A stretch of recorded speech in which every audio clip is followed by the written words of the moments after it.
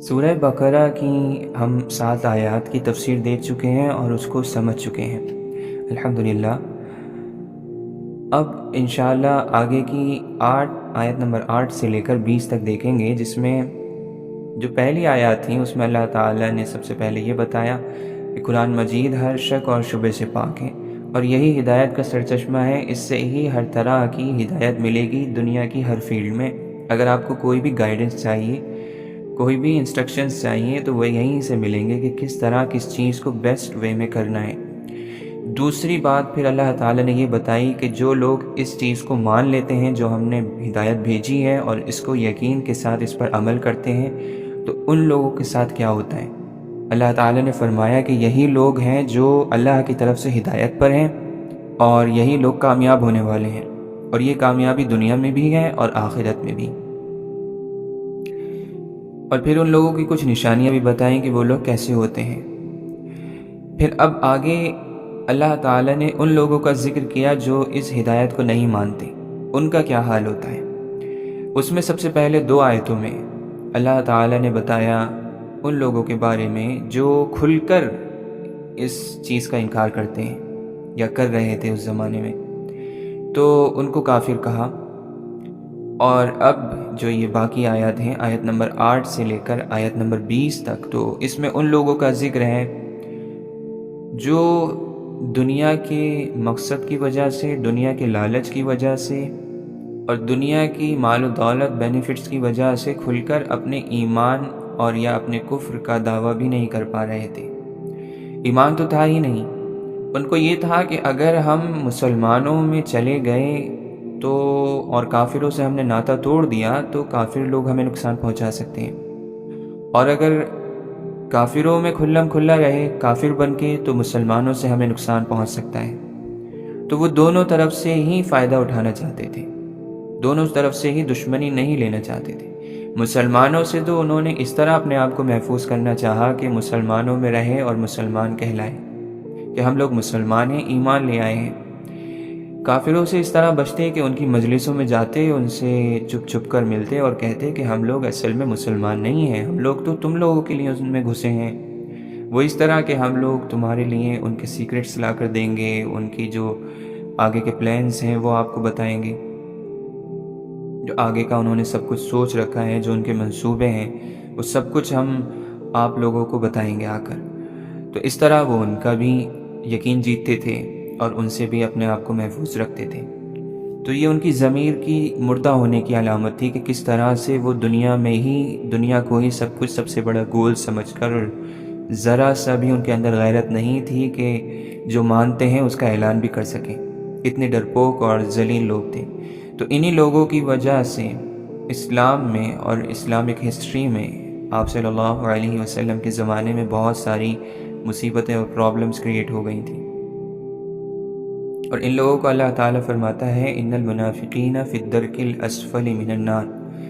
منافقین تو جہنم کے سب سے نچلے درجے میں، جو کہ سب سے زیادہ دردناک عذاب والا پارٹ ہے جہنم کا، اس میں ہوں گے۔ اب منافقین کا ایک دعویٰ تو یہ تھا کہ ہم لوگ ایمان لے آئے، تو اللہ تعالیٰ نے اس کو سراسر جھوٹ اور فریب بتایا،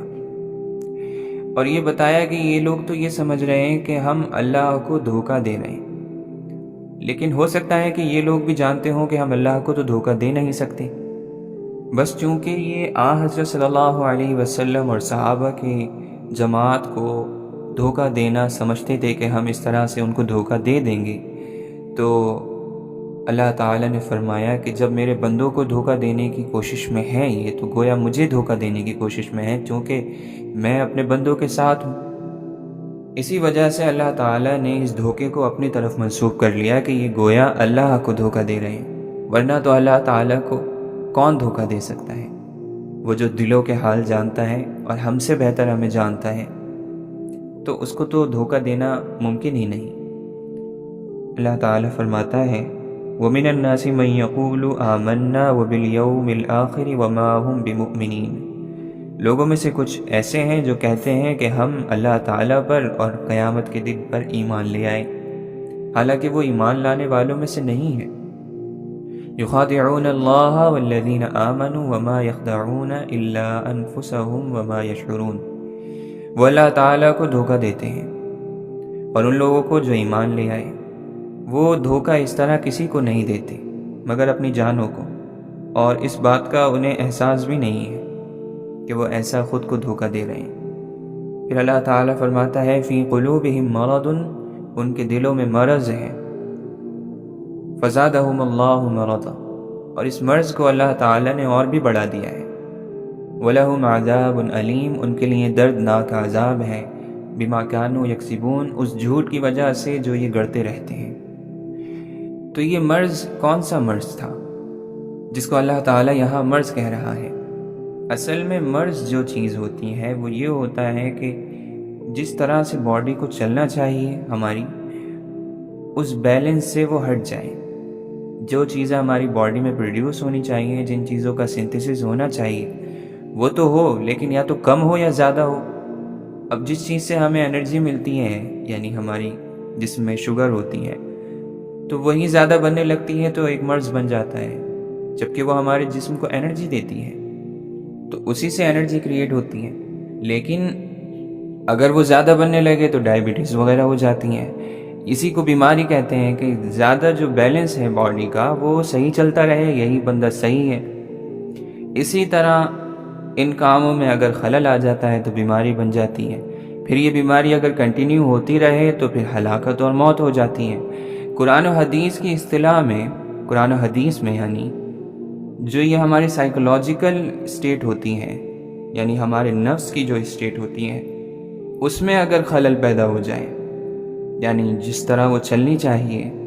جس طرح اللہ نے اس کو بنایا ہے، اس میں کمی زیادتی ہو جائے تو وہ پھر ہماری نفس کی بیماری کہلاتی ہے، اور جس کی وجہ سے انسان جو ہوتا ہے ان اعمال سے محروم ہو جاتا ہے، ان کاموں سے جو اس کی ترقی کے لیے ضروری ہیں، اور پھر اس طرح سے انسان کی روح کی موت ہوتی ہے، روحانی موت ہوتی ہے اس کی۔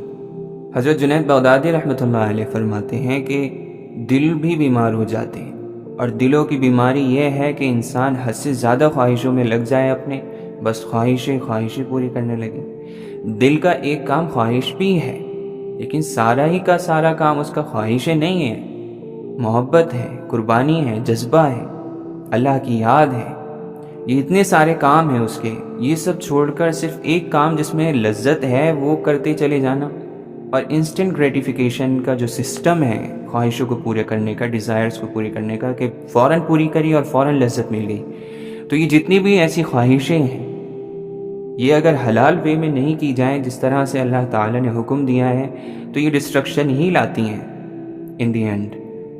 اس کا سلیوشن یہی ہے کہ ہم لانگ ٹرم پر نظر رکھیں۔ لیکن جب انسان ان خواہشوں کے راستے پر چل پڑتا ہے تو اس کی بصیرت، جو کہ اس کا ویژن ہوتا ہے، جو دور تک دیکھنے کی اس کی نگاہ ہوتی ہے، وہ تباہ ہو جاتی ہے۔ جب وہ تباہ ہوتی ہے تو پھر انسان بس خواہشوں تک ہی نظر جاتی ہے، ابھی مل جائے، ابھی خوشی ہو جائے مجھے، ابھی میں مسرور ہو جاؤں، ابھی لذت مل جائے، اور یہی بیماری ہوتی ہے۔ اس بیمار آدمی کو سب سے زیادہ اپنی آسانی، اپنا بچاؤ، اپنی حفاظت ابھی کرنی ہوتی ہے، آگے کا نہیں سوچتا، اور یہی مرض ہوتا ہے۔ اس آیت میں انہی لوگوں کا ذکر ہے جو اپنے دل میں کفر چھپا رہے تھے، کفر کا مرض چھپا ہوا تھا،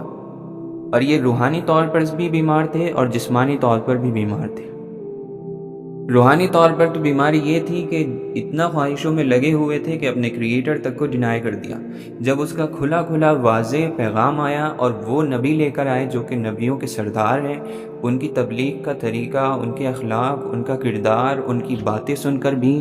انہوں نے خواہشوں کو ہی دیکھا اپنی، تو اس طرح یہ اپنی خواہشوں میں ڈوبے ہوئے تھے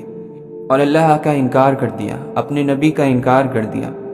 تو یہ مرض ہی تھا جو اتنا بڑھ گیا تھا، جس کی جب اس کی دوائی بھی آئی تو وہ اس کنڈیشن میں نہیں تھا کہ اس کو کیور کر سکے۔ اور جسمانی بیماری اس طرح سے تھی کہ جو چیز ان کو ظاہر کرنی تھی وہ دل میں چھپائے ہوئے تھے، اپنا کفر، اور دو رول ادا کر رہے تھے، جس کی وجہ سے بے چینی، ڈر، خوف، ڈپریشن، انزائٹی سب ان کو ہونی ہی تھی، جس سے نیندوں کا اڑنا، بے چینی رہنا، ڈرا رہنا، تو وہ تو جسم کو ہرٹ کریں گے ہی، اور تکلیف دیں گی ہی۔ پھر دل کی بات ظاہر نہیں کر سکتے تھے، مسلمانوں سے تو نفرت کرتے تھے، اور مسلمانوں میں رہ کر ہی ان کی ترقی کو دیکھنا، ان کی کامیابیوں کو دیکھنا،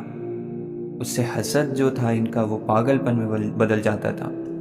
اور اتنا حسد ہو جاتا تھا کہ اتنے حسد کو دل میں سنبھالنا کسی بھی عام شخص کے لیے مشکل ہے، اور وہ عام شخص بیمار ہو کر ہی پڑتا ہے، اتنا حسد رکھنے والا، اور پھر اس کو ظاہر نہیں کر سکتے تھے۔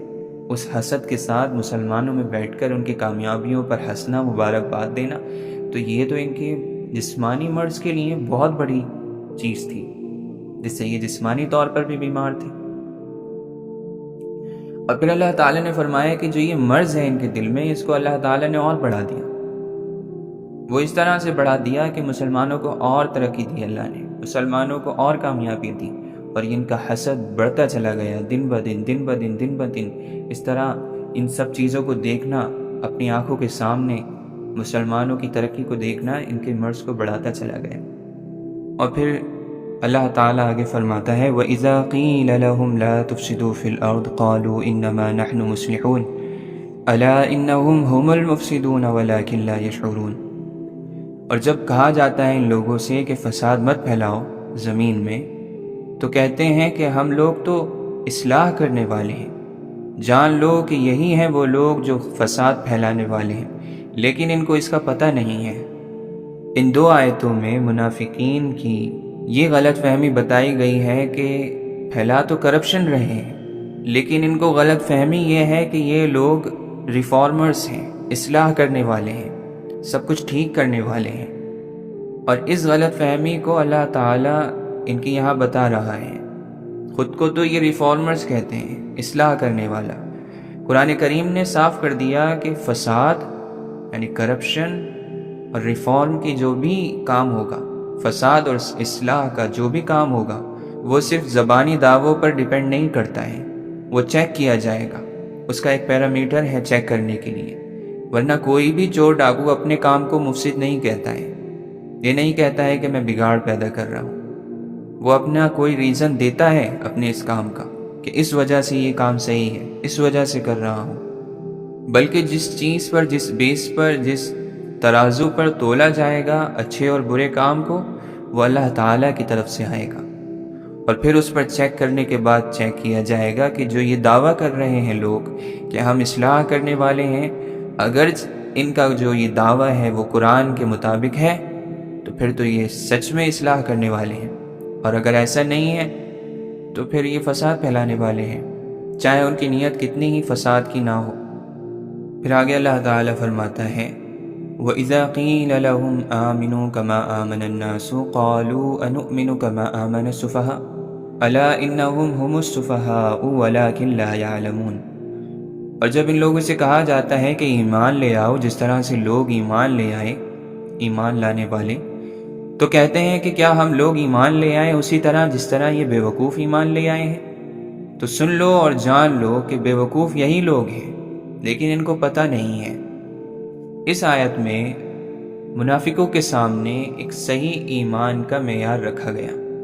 کہ اصل میں ایمان جو ہے وہ کیا ہے۔ تم لوگ تو یہ جو ڈھکوسلا کر رہے ہو ایمان کا، یہ تو ایک سائیڈ میں ہے،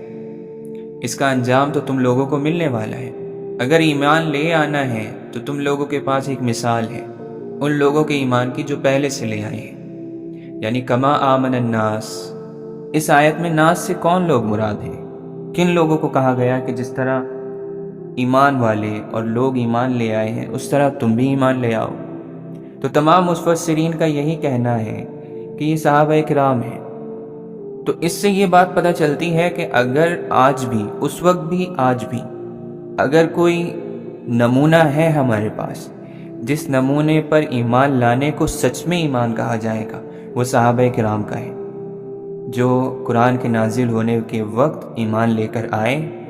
اس وقت جو ان لوگوں کا ایمان تھا، ان صحابہ کا، وہ ایمان جب بھی کہیں پایا جائے گا تو اس بستی کو، اس انسان کو سچ میں ایمان والا کہا جائے گا۔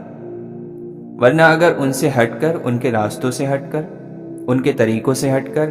ان کی دل کی کیفیتوں سے ہٹ کر کوئی ایمان لاتا ہے اور پھر وہ دن بھر اور رات بھر اور زمانے بھر اس ایمان کا دعویٰ کرتا رہے تو وہ اس کا ایمان نہیں مانا جائے گا۔ صحابہ کرام کا ایمان ایک کسوٹی ہے جس پر اس تمام امت کو اب اپنا ایمان پرکھنا ہوگا۔ جو اس کسوٹی پر صحیح اترے گا، شریعت میں اس کے ایمان کو ایمان کہا جائے گا۔ جو اس یقین اور اس عقیدے اور اس عمل کے خلاف ہوگا جو صحابہ کا تھا، اس کے ایمان کو کتنا ہی اچھا وہ اپنا بتائے، نہیں مانا جائے گا۔ اللہ کے نزدیک اس کا ایمان معتبر نہیں ہوگا۔ اور جس طرح یہاں منافقین نے صحابہ کرام کو بیوقوف کہا،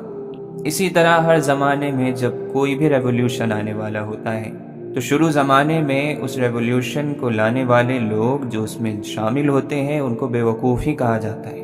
وہ زمانہ جو خود جانے کتنا ہی بگڑا ہوا ہو، خود میں کتنی ہی کمیاں ہوں، اس حقیقت میں جو یہ جماعت جو ریفارمرز ہیں ان کو وہ بیوقوف ہی سمجھتے ہیں، جو ان کو صحیح راستہ بتلاتے ہوتے ہیں اور ان کو بیوقوف اور جاہل قرار دیتے ہیں۔ مگر قرآن کریم نے بتلا دیا کہ حقیقت میں وہ خود ہی بیوقوف ہیں کہ ایسی کھلی نشانیوں پر ایمان نہیں لا رہے ہیں۔